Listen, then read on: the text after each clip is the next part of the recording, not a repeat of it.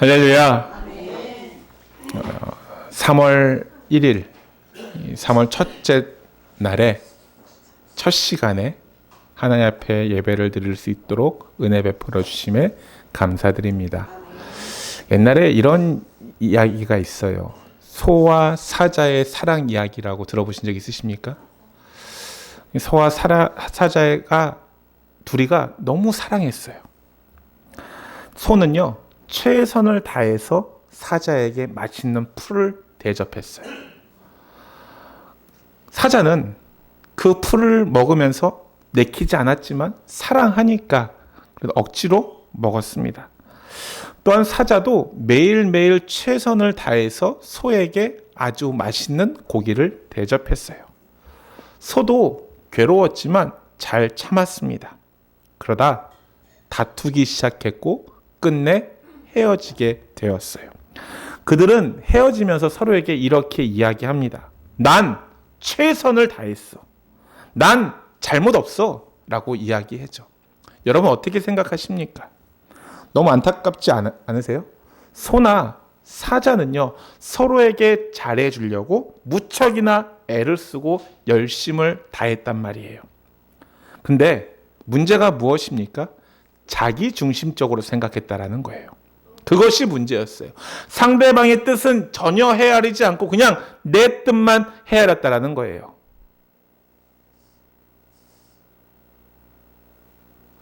엊그저께 저희 아내와 밥을 먹으면서 식탁에서 약간 다툼이 있었어요. 그 다툼의 이유가 무엇인지 아십니까? 저는 삼겹살을 구울 때 바짝 있는 걸 좋아해요. 그래서 전 바짝 익기를 원했거든요. 근데 저희 아내는요, 어떻게 굽냐면 한쪽은 태우고 한쪽은 덜 익혀서 갖다 줘요. 그걸 보면서 저는 이건 도저히 맞지 않는 거라고 이야기하면서 어필을 하죠. 근데 우리 아내는 뭐라고 하면 나는 최선을 다했어. 난 이게 좋아. 라고 이야기하는 거예요. 여러분, 부부관계든요, 자식 간에도요, 모든 인간관계에서 이런 일들이 얼마든지 있을 수 있습니다. 참으로 안타까운 일이 아닐 수밖에 없는데, 근데 되돌아보니까요, 저도 이런 목회를 하고 있는 것이 아닌가 생각이 들었어요. 저는요, 저 자신대로 열심을 다했고 최선을 다했다라고 생각합니다. 하지만 정작 하나님은 기뻐하지 않으셔서, 그러니까 축복도 주시지 않으신 거 봐요. 그래서 저는 솔직히 섭섭했고 하나님께 원망하기도 했습니다. 그래도 나는 나름대로 내 모습 그대로 최선을 다하고 최선을 다해서 목회했는데 결과가 이것밖에 되지 않을까 고민하면서 하나님께 원망한 적도 있습니다. 근데 여러분도 이와 같은 경험을 하신 적이 있으시지 않으십니까? 신앙생활 하면서 하나님 앞에 섭섭하다고 원망해 본 적이 있지 않으십니까? 그렇다면 둘 중 하나 이유가 있다라는 것이죠. 하나는 우리가 신앙생활을 잘하고 있는데도 어려운 경우예요. 이 경우에는 하나님께서 우리를 연단시키는 기간입니다. 때가 되면 하나님이 가장 좋은 길로 열어주실 것을 우리는 믿는다라는 거죠. 반드시 합력하여 선을 이루어 주실 줄 믿어요. 그러니까 우리는 신앙생활을 잘하고 있으면 조금만 더 인내하고 믿고 기다리면 된다라는 것이에요. 지난 시간에 우리가 말씀 나눴죠. 다른 하나는 죄송하지만 신앙생활을 잘못하고 있는 경우입니다.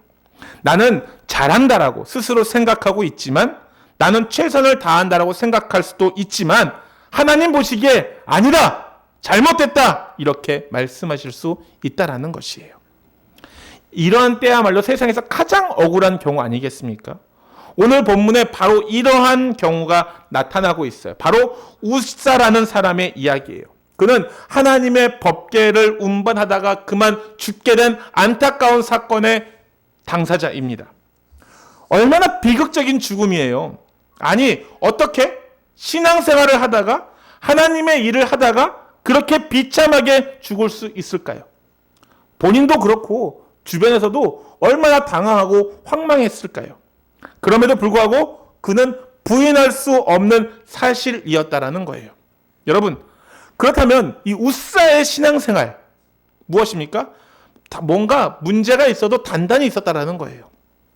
여기서 우리는 각자 이렇게 질문해 봐야 합니다. 나는 과연 하나님 앞에 올바르게 신앙생활하고 있는가?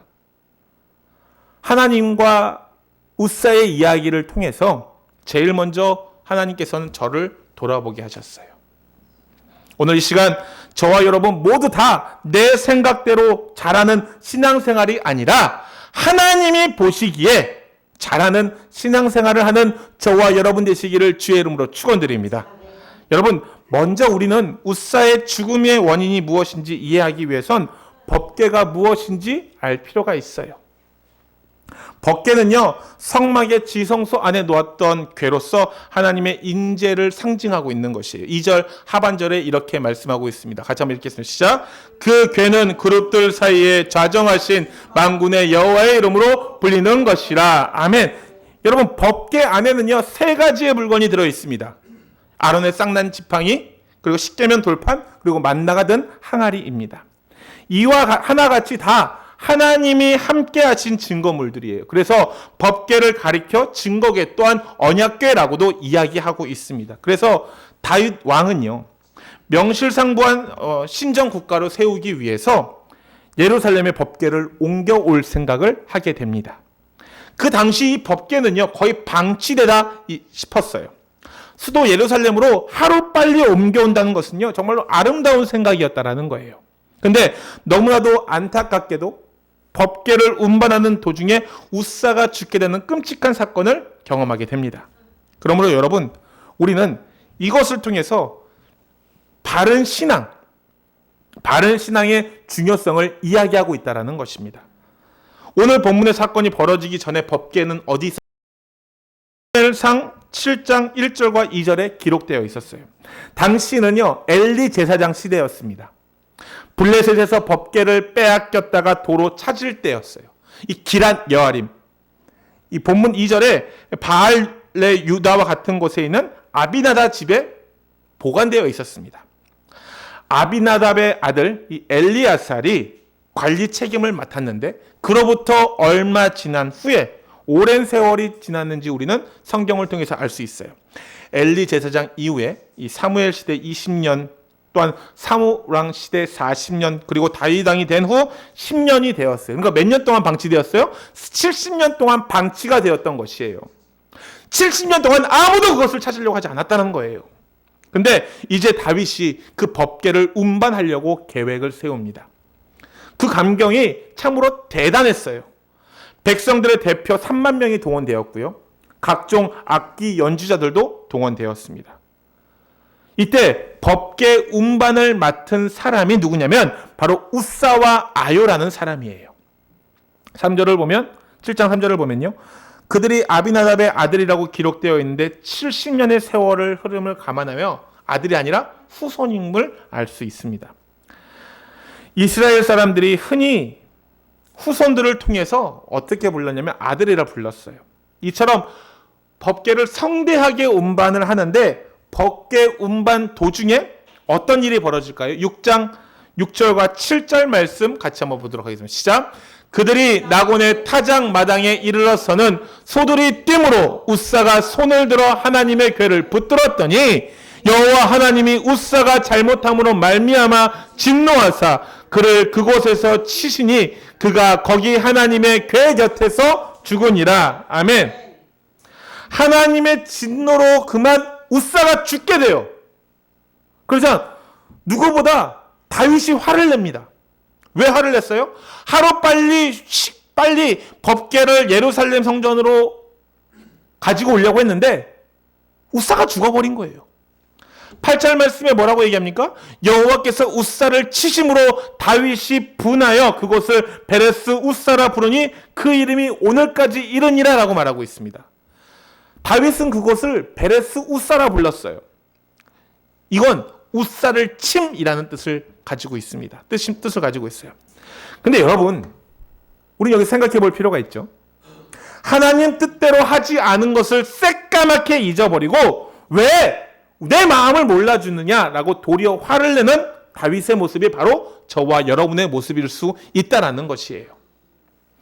사태가 이에 이르자 다윗도 백성들도 모두 다 벌벌 떨기 시작해요.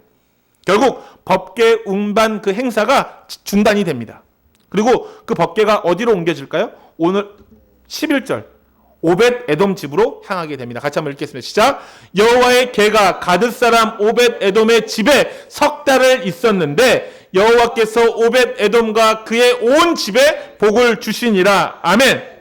법궤가 오벳 에돔의 집에 보관되어 있었어요. 석 달 동안이요. 그런데 이번에는요, 오벳 에돔은 복을 받게 됩니다. 아비나답 그 우사의 집안에 70년 동안 보관되어 있었던 것과 비교해 볼 때 석 달은요 아무것도 아니죠.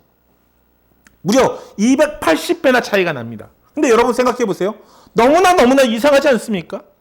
70년 동안 보관했었던 그 아비나답의 집의 아들 우사는요 죽게 되었는데 3개월 동안 갖고 있었던 그 오벳 에돔의 집은요 복을 받게 되었다라고 얘기하고 있어요.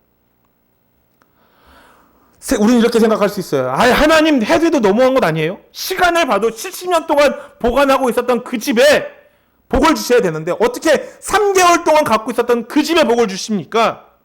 여러분 그것은요 우리가 생각하는 오류 중에 오류라는 것이에요. 법궤 자체에는요 문제가 없었습니다. 마찬가지로 하나님 자신도 전혀 문제가 없었어요.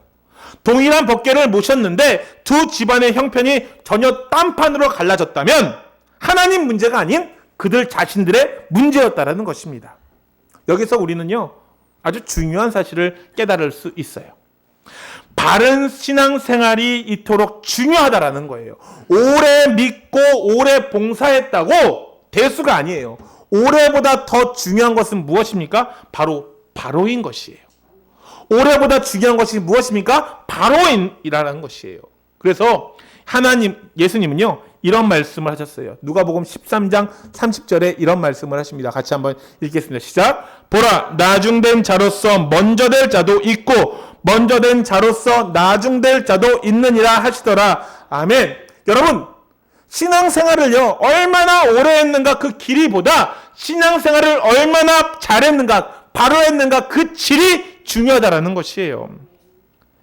신앙의 연조와 연수가 신앙의 태도와 방식이 더 중요하다라는 것을 이야기하고 있어요. 연조, 연수 아무런 필요 없습니다. 방식과 태도가 매우 중요하다라고 우리에게 말씀해주고 있다라는 거예요. 그렇다고 해서 신앙의 연조를 무시해도 된다는 말은 아닙니다. 신앙의 연조가 기본적으로 중요해요. 왜? 신앙의 연수를 계속해서 가다 보면 무엇입니까? 깨닫게 되는 것들이 있기 때문에 그렇습니다. 1년 믿은 사람보다 당연히 10년, 20년, 30년 그 믿은 사람이 더 나은 것이 당연한 것이에요. 요셉이나 사무엘처럼 모태 신앙으로서 평생 동안 바른 신앙을 한다면 이보다 더 금상첨화일 것은 없겠죠. 하지만 여러분, 신앙의 연수가 길다고 해서 신앙이 좋다는 말을 하진 않습니다.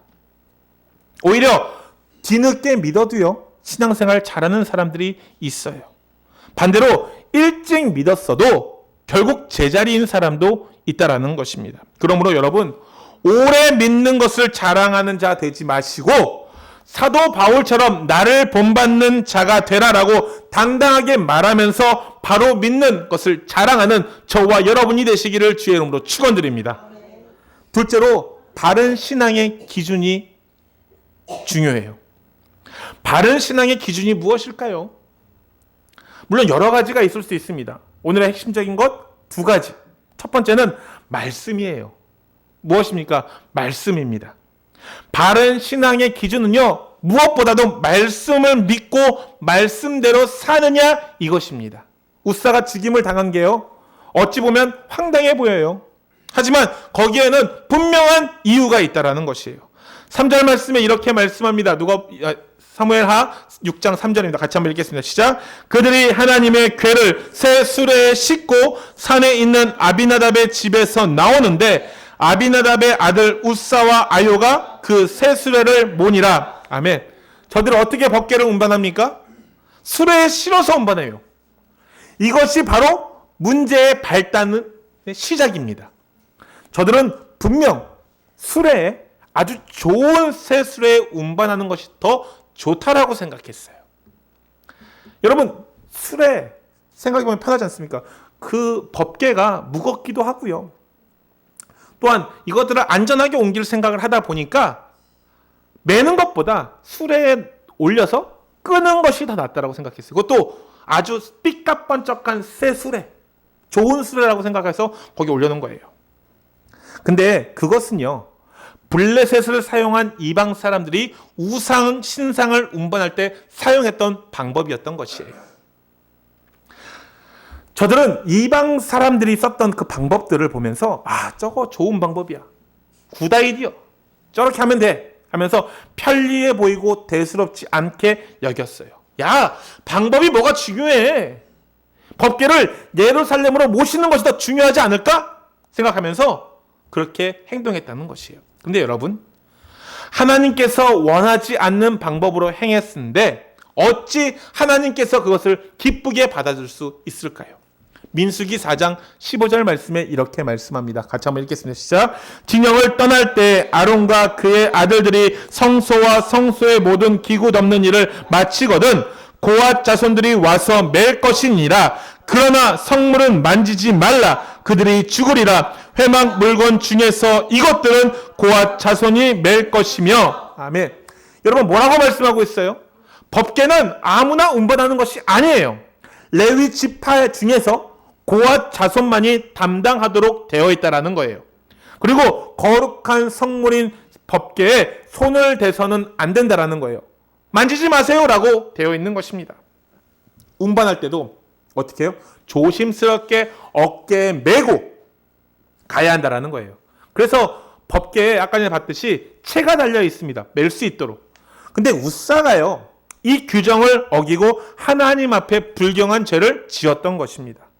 정말이지 안타깝게도 다윗도 백성들도 그 사실을 간과했어요. 왜요? 보기에 좋았거든요. 멋져 보였거든요.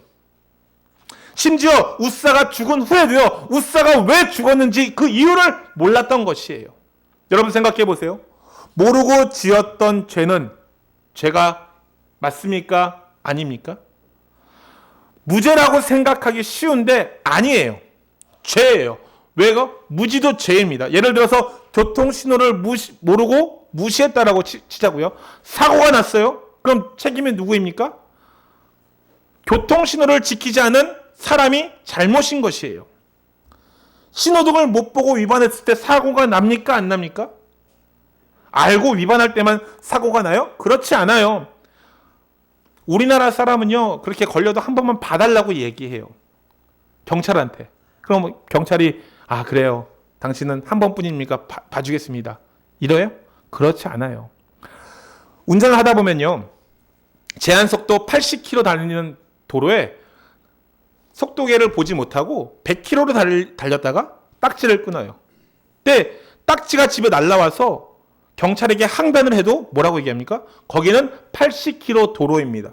여러분이 그것을 알든지 모르든지 지키지 않았기 때문에 전 여러분에게 과태료를 낼 수밖에 없어요 라고 얘기하는 것이죠. 모르고 잘못해도요, 여러분, 죄는 죄인 것이에요. 따라서 국물이 없는 것입니다. 신앙생활 할 때요, 이런 경우가 참 많아요. 자기는 열심을 다해요. 근데 하나님 보시기에 어떻게 합니까? 엉뚱합니다. 다윗도 백성들도요, 특히 우사는요, 그런 실수를 저질렀던 것이에요. 그들이 얼마나 정성을 다했어요? 얼마나 열심이었습니까? 하지만 하나님의 말씀을 모르고 자기 방식대로 하니까 오히려 어떻게 돼요? 화가 생기고 만 것이에요. 여러분, 다윗도 그렇고요. 훌륭한 신앙의 인물조차도 이따금 실수하는 경우가 있는데 하나님께 묻지 않고 행동에 옮길 때 바로 이런 일들이 일어나게 된다는 것입니다. 하나님의 뜻을 알고 하나님의 뜻대로 해야 한다는 것. 이것이 바로 바른 신앙의 모습이라는 것을 기억하시기를 주의 이름으로 축원드립니다. 근데 저들은 어떻게 해요? 자기 생각대로 했던 거예요. 바로 그게 문제가 되는 것입니다. 여러분, 이건 바른 신앙이 아니라 무지한 열심이에요. 그래서 이런 말이 있습니다. 덮어놓고 믿으면 안 된다라고 이야기해요.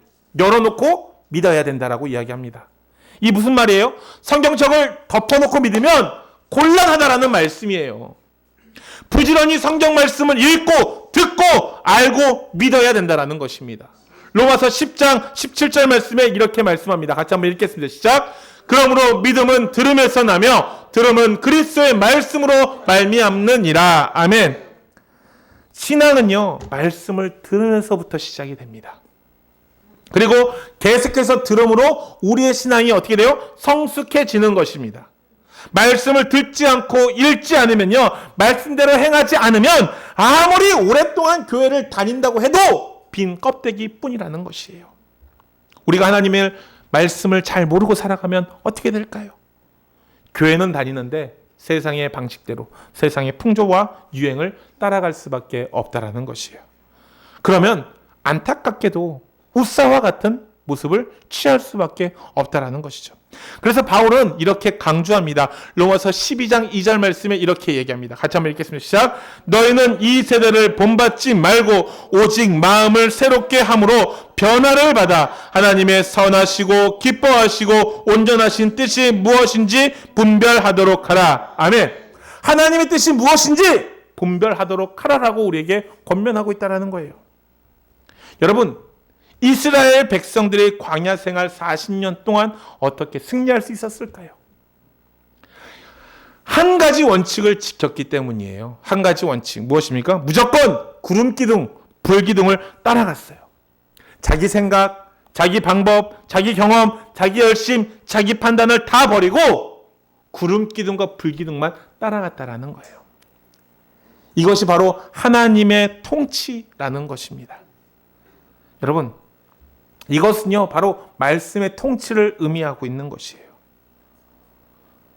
다윗이요, 이 하나님의 통치를 이룬다고 하면서 이 원칙을 무시했으니 어떻게 돼요?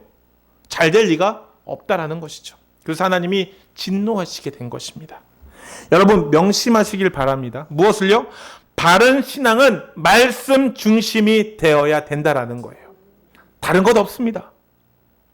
미신 믿듯이, 우상 종교를 믿듯이 그렇게 믿지 마시길 바라요. 은사 중요합니다.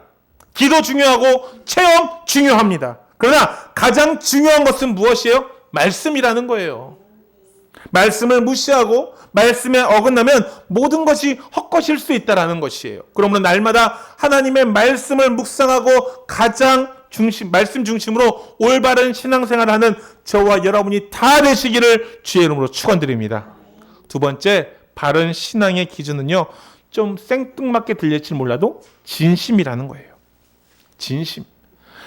아비나답의 집안이 70년 동안 법궤를 모셨지만 진심이 결여되었습니다. 반면에 오벳 에돔은요, 비록 짧은 기간을 모셨지만 그들은 진심으로 모셨음을 보여주고 있다라는 거예요. 우사가 죽임을 당할 때요, 그 누가 감히 법궤를 모시겠나라고 자원할 수 있었을까요? 하나님의 사람 다윗조차도요, 뭐지? 왜 죽지? 하면서 꺼려할 수 있었던 판국이었습니다. 우사가 죽고 난 후에 하나님의 법궤는요, 깊이 대상이 되었어요. 그야말로 애물단지 취급이 되었다라는 거예요. 따라서 법궤를 모신다라는 것은요, 큰 신앙의 결단을 요구했었던 것입니다. 사실 법궤를 모시는 것이 가장 큰 축복임에도 사람들이 다 겁을 냈어요. 그런 상황에서도 오벳 에돔은 그 일을 떠맡았던 것입니다.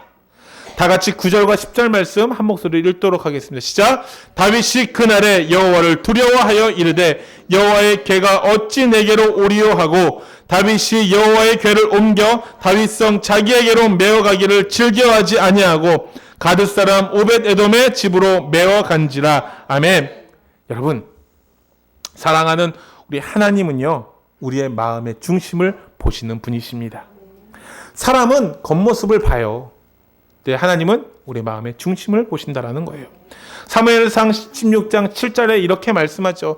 사무엘에게 이를 때 용모와 키를 보지 말라. 그는 내가 보는 것은 사람과 같지 아니하니 사람은 외모를 보거니와 나 여호와는 중심을 보느니라 하시더라. 아멘. 여러분, 성경은 진심을 강조하는 내용들이 참 많이 있습니다. 신명기 6장 5절에도 너는 마음을 다하고 뜻을 다하여 내 하나님 여호와를 사랑하라라고 말씀하고 있어요.